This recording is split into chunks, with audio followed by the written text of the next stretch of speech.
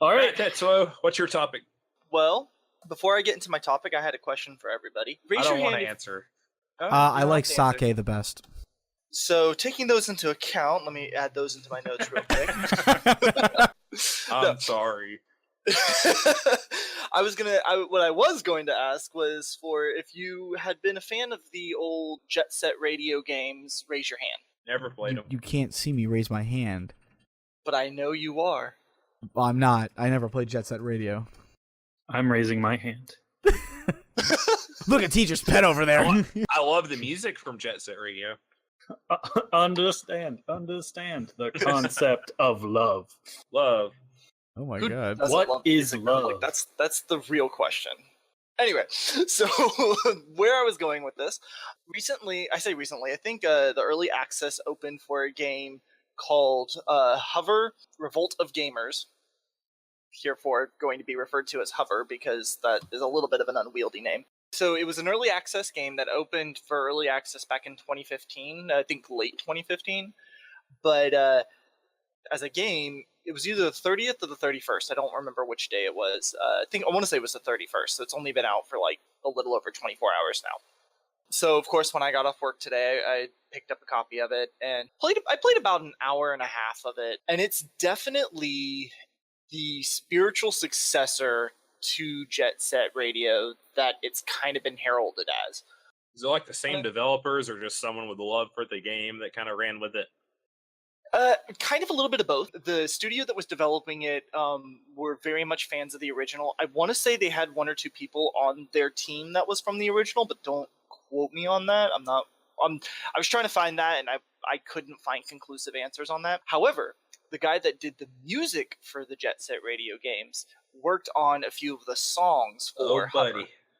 It definitely shines through. It definitely keeps that charmed aspect of Jet Set Radio that very similar, but it's not a blatant ripoff. It's not just like a rehashing of this thing that everybody's enjoying it because of the nostalgia factor. It definitely is its own entity. It definitely stands on its own two legs. It's open world, right? Yes, it is open world. There is a slight leveling system to it, but it's not a heavy leveling system. And so if you wanted to, you can run around anywhere, wherever you want to go and grab whatever missions you want to grab and just kind of do whatever you want to do in whatever order you want to do it in. There's different types of missions that you can spec out to, and that's more so when you level up, you'll unlock like these nodes that you can put things in, and however you decide to fill up those nodes will determine what you're better in. So like you could be better in like speed and acceleration, grinding, jumping, whatever. What's the gameplay exactly? Because I never played Jet Set Radio, so I don't know anything about the gameplay. Jet Set Radio itself was kind of almost a love note to counterculture subculture. You played a character. It's been so long. This is going to be really awkward trying to describe Jet Set Radio because it's been so long since I played that game for the story. But essentially, you were a rollerblader going throughout the city, and one of the major aspects of the game was to spray graffiti tags over certain establishment features. So, like, there was like a police officer that was like trying to chase you down and stuff because you were having too much fun or something like that. There was a radio, part of your group that you were part of, you had like a pirate radio station that was pretty much talking like more truths than what necessarily the establishment wanted the general populace to know. You know, that kind of feel. So is it like Tony Hawk kind of gameplay? Or Yeah. Similar to Tony Hawk, definitely had the rollerblading, the grinding, doing tricks, but the tricks were much more limited. It wasn't specifically about the skating aspect. Yeah, the first one Jet Set Radio had, it was like timed levels, I think, where you had to go through and hit all the tags. Yeah. Then or before somebody else would hit their tags, that type of thing. And then the Jet Set Radio Future on the Xbox was kind of more open-y. Yeah. You could skate around and find the missions and races and stuff. And if you wanted to just like spend hours just skating around the city, you could. Yeah. I don't think that was as much available in the original one. No, it wasn't. Time levels. So less arcadey, basically, for the Xbox one. And then, so that carries over to hover. It's not skating, but it's free running and parkour. You actually do have like this, I don't know, insert futuristic sci-fi city here. It's very, very pretty. Very colorful. Very colorful. In that same cel-shaded way that the original Jet Sets were. It's very cel-shaded, or at least in look. And lots of neon everywhere. Lots of neon lights. Definitely like 1980s sci-fi city. But the story goes that city on this planet, this manufacturing planet, and the mayor of your city has decided that in order to increase efficiency of your city's manufacturing, no fun is allowed to be had. No Because if you're having fun, you're not being efficient production. No, like literally, there's posters that say no fun allowed. And so My God. the counterculture that you're a part of is trying to say, screw you guys, we're going to have fun however we want to have fun. It's like Footloose over here. Yeah, kind of. Like that's legitimately the quote unquote story to it. And I say quote unquote story because a lot of it is that same kind of environmental storytelling that we were talking about with Prey, but not as, I don't want to say not as well done, but not as it doesn't have a main story to plug it all into. It's mostly background story as you pick up those little pieces. As you talk to different, because you can talk to like most of the people walking around the city. They'll give you some aspect into their lives. You know, there's a lot of little things like that. And again, this is also coming from the perspective of only playing about an hour and a half of it, so I don't know how much scarce that becomes later on in the game. But yeah, that's the counterculture that you're a part of. Is you're trying to bring fun back to a drab city, which again, one of the interesting things is it's very colorful, very neon.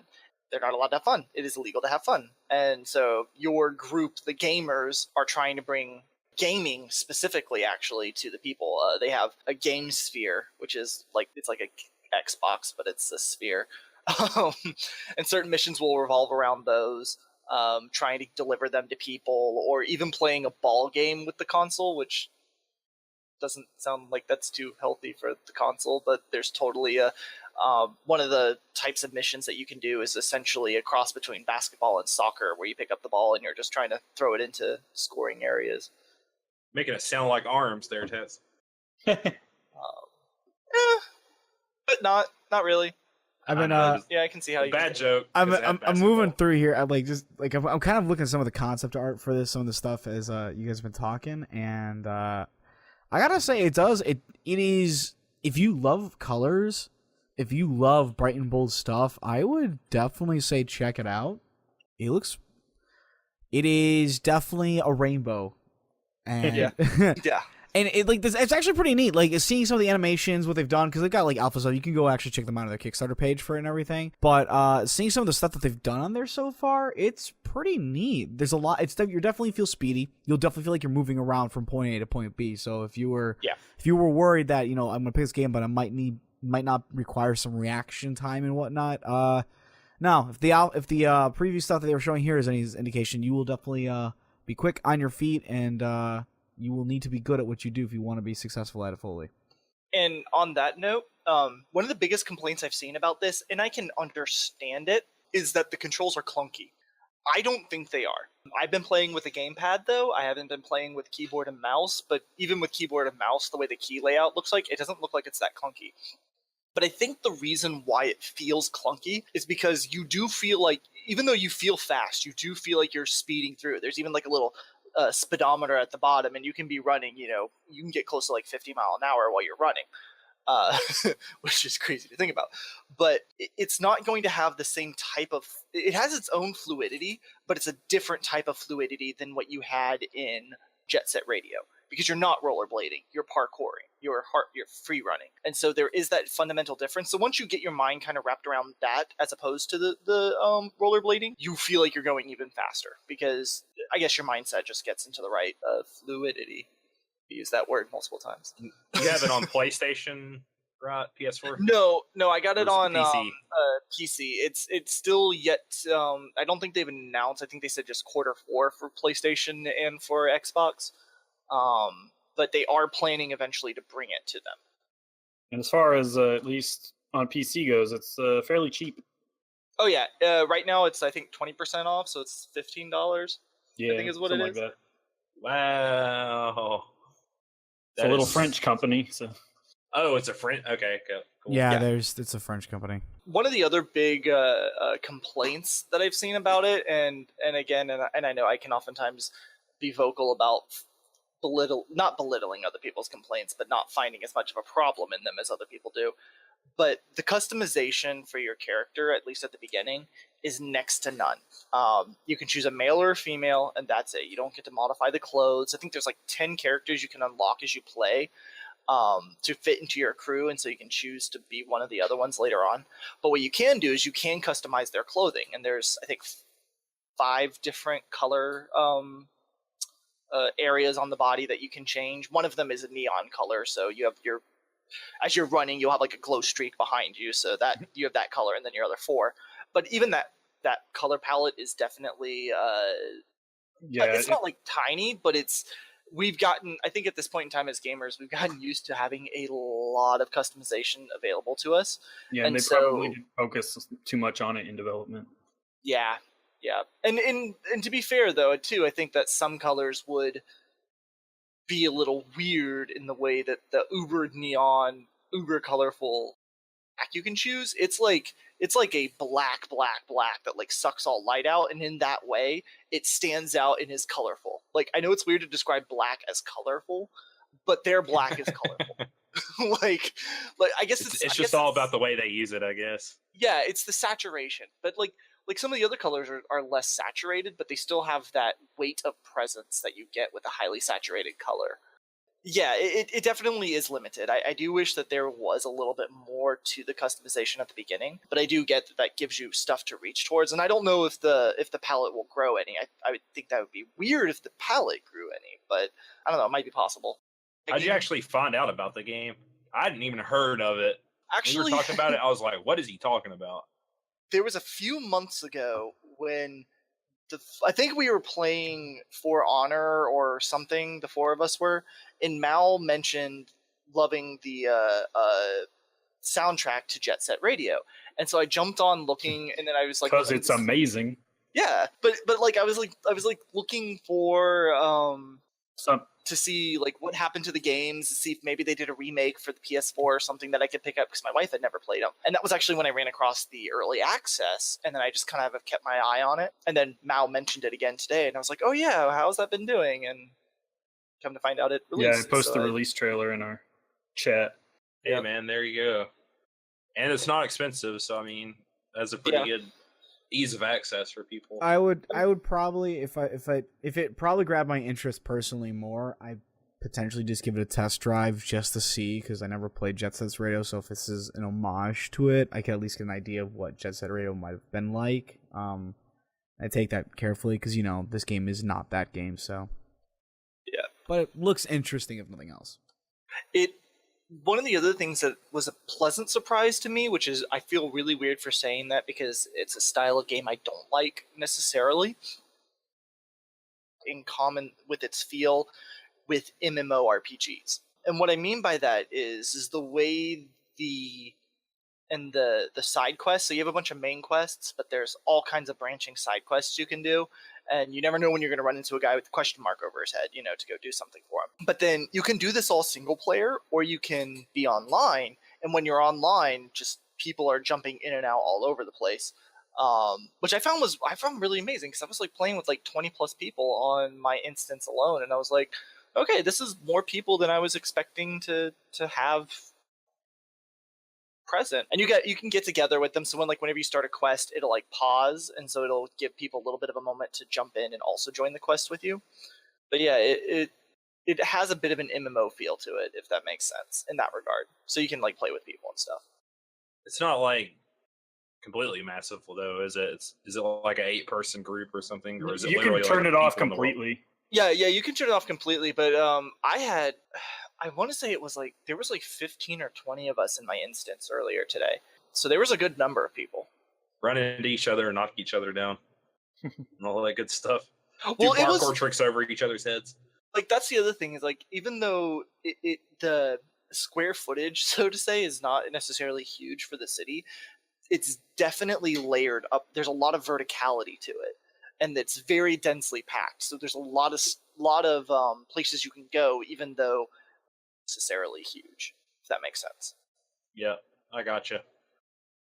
So it sounds like, I mean, you're still only a few hours in, but something you're obviously going to keep checking out. Yep. I definitely recommend it if you were a fan of Jet Set Radio, or if you're a fan of just doing stuff to that style of music. And in fact, I think they have the soundtrack for sale, which I would definitely say check out the soundtrack if you love the music, because it's.